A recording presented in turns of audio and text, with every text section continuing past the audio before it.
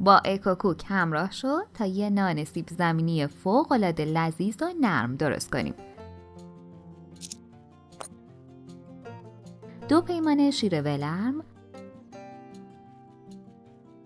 1 قاشق غذاخوری شکر، 2 قاشق غذاخوری روغن مایه،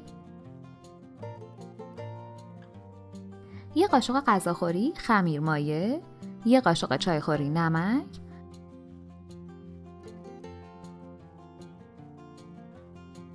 5.5 لیوان آرد سفید. با هم مخلوط کنید و 10 دقیقه ورز بدید.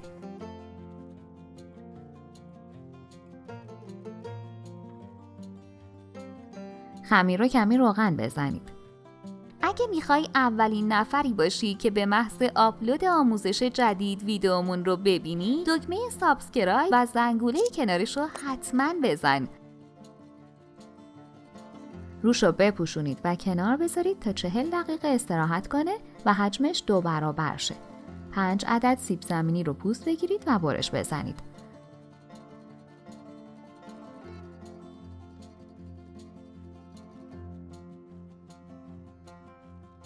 آب و نمک بریزید.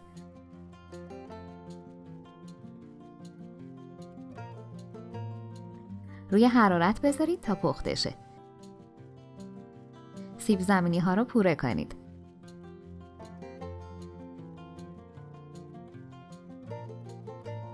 نصف پیمانه پنیر پیتزا، 2 قاشق کره یا روغن مایه، 2 قاشق غذاخوری شیر، نمک، فلفل سیاه، زردچوبه و سبزی معطر اضافه و یک دست کنید.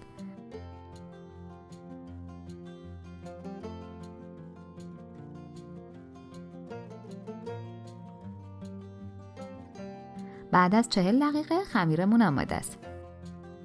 پف خمیر رو بگیرید و روی سطح کار منتقل کنید. عزیزان، برامون خیلی جالبه که بنویسید از کدوم شهر یا کدوم کشور هستید و غذای معروف محل زندگیتون چیه؟ توی کامنت ها برامون بنویسید که چه غذایی رو دوست دارید آموزش بدین. به خمیر شکل بدید و به 3 قسمت مساوی تقسیم کنید.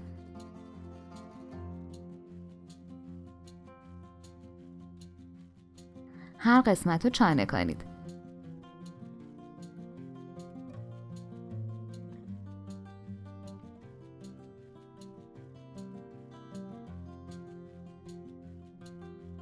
با کمک وردنه هر چانه رو باز کنید. دوستان عزیزم، ما توی کانالمون کلی آموزش خیلی جالب و کاربردی داریم که نمونه‌ش رو هیچ کجا نمیتونید پیدا کنید. یه سر بزنید تا ببینید که چطور میتونید با مواد ساده و در دسترس کلی غذا و شیرینی‌های جدید و خوشمزه درست کنید. از مواد سیب زمینی وسطش بریزید. طبق ویدیو خمیر رو ببندید.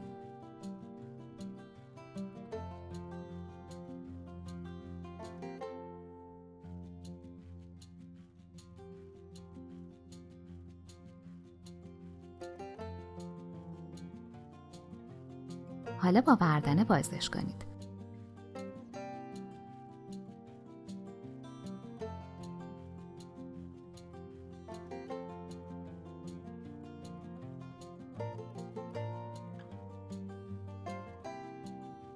داخل سینی فری که کاغذ روغنی انداختید بچینید.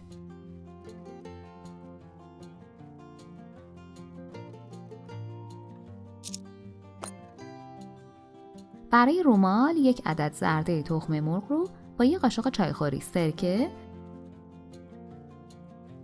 و 2 قاشق غذاخوری روغن مایه مخلوط کنید و روی نونها بزنید.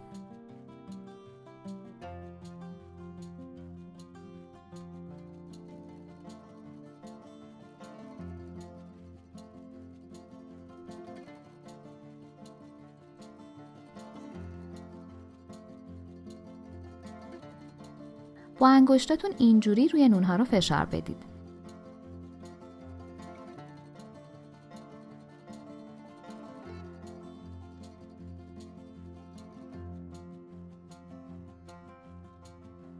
کمی سیاه دانه؟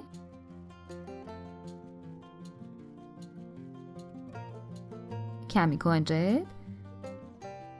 10 دقیقه دیگه استراحت بدید بهشون و سپس نیم ساعت داخل فر از پیش گرم شده با دمای 180 درجه بذارید تا بپزه.